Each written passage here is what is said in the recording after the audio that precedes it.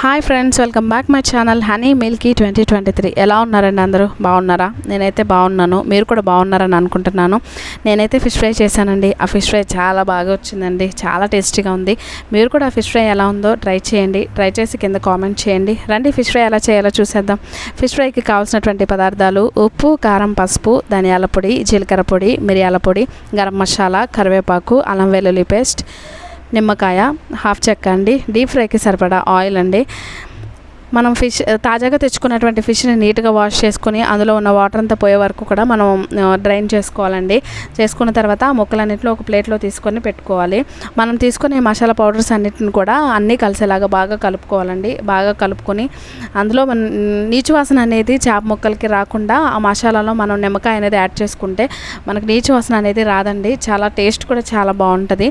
నేనైతే హాఫ్ చెక్క వేసుకున్నాను. మీరు కావాలంటే ఫుల్ కూడా వేసుకోవచ్చు. లేదంటే మాకు ఇష్టం లేదు, మేము తినము పులుపు చేపల ఫ్రైలో అని అనుకుంటే మీరు దాన్ని స్కిప్ చేయొచ్చండి. నేనైతే మసాలా పౌడర్స్ ఇవన్నీ కూడా చాలా తక్కువ వేసానండి. ఎందుకంటే నాకు చిన్నపిల్లలు కాబట్టి వాళ్ళు తినడానికి కారం లేకుండా ఉంటుందని చెప్పి నేను చాలా తక్కువ వేసానండి. మీకు కావాలంటే మీరు ఎక్కువే వేసుకోవచ్చు. నేనైతే ఈ మసాలా పౌడర్స్లో 2-3 స్పూన్స్ ఆయిల్ కూడా వేసానండి. మనకు కావాల్సినటువంటి కన్సిస్టెన్సీలో ఆయిల్ వేసిన తర్వాత వస్తే సరే, లేదంటే కొంచెం టైట్గా ఉంది, మసాలా పేస్ట్ ముక్కలకి అద్దడానికి అది సరిగా లేదు అని అనుకుంటే మనం ఆయిల్తో పాటు కొంచెం 2-3 స్పూన్స్ వాటర్ కూడా యాడ్ చేసి మనం పల్చటి పేస్ట్ లాగా రెడీ చేసుకొని ఆ పేస్ట్ అంతా కూడా మనం మసాజ్ చేసినట్టు ఆ చేప ముక్కలకి అనేది పట్టించాలండి.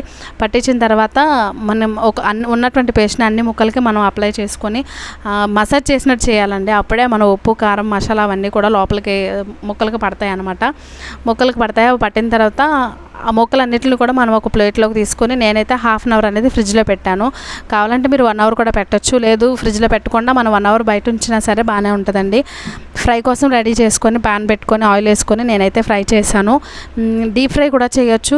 తవ్వ మీదకి ఫ్రై చేసినా కూడా ఈ ఫిష్ ఫ్రై అనేది చాలా బాగుంటుంది. మీరు అలా కూడా ట్రై చేసి చూడండి. నేనైతే చేశాను. ఫిష్ ఫ్రై అనేది చాలా బాగా వచ్చింది. మా పిల్లలు, మా హస్బెండ్ అయితే చాలా బాగా ఇష్టంగా తిన్నారు. మీరు కూడా ట్రై చేసి ఎలా ఉందో కింద కామెంట్ చేయండి. మీకు కూడా ఇంకేదైనా రెసిపీస్ కావాలంటే కింద కామెంట్ చేయండి, నేను తప్పకుండా చేస్తాను.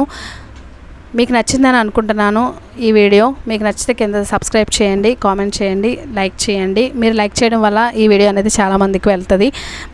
ఫిష్ ఫ్రై అయితే రెడీ అయిపోయిందండి. Thank you for watching. Please subscribe honey Milky 2023. Thank you.